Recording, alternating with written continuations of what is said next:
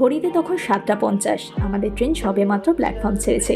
সত্যিই মনে হচ্ছিল মঞ্জিল সে বেহতর লাগনে লাগে এই রাস্তে।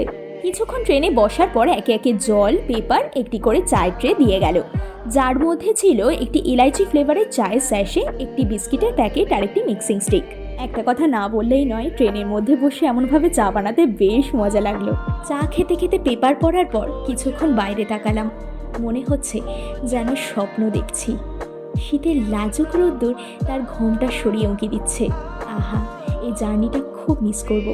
এরপর চলে আসলো আমাদের ব্রেকফাস্ট, আর সেগুলোকে আনবক্সিং করে আমি খাওয়া দাওয়া শুরু করলাম।